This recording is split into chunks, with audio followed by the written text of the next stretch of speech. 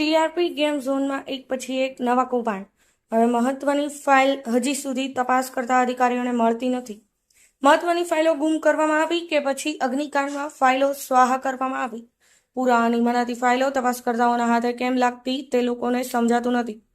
રાજકોટના TRP game ઝોનમાં એક પછી એક કૌભાંડ ખુલતા જાય છે. આ ગેમ ઝોનને લાયસન્સ આપતી ફાઇલ ગુમ કરી દેવાઈ હોવાથી સ્પેશિયલ ઇન્વેસ્ટિગેશન ટીમને આ ફાઇલ મળી શકી નથી. તેમ છતાં હજુ શોધખોળ ચાલી રહી છે. મહત્વની ઓફિસ ફાઇલ હજુ સુધી તપાસ કરતા અધિકારીઓને મળી નથી.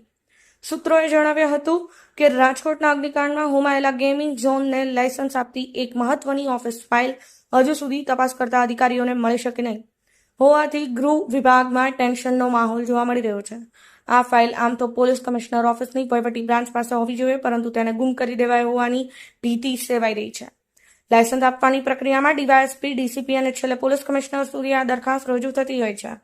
આ દરખાસ્ત તૈયાર કરીને લાયસન્સ બ્રાન્ચના પોલીસ ઇન્સ્પેક્ટર દ્વારા નોંધ કરવામાં આવી હતી. જ્યાં લખ્યું હોવાનું કહેવાય છે કે આ દરખાસ્તમાં ઘણી બધી ત્રુટીઓ જણાઈ રહી છે.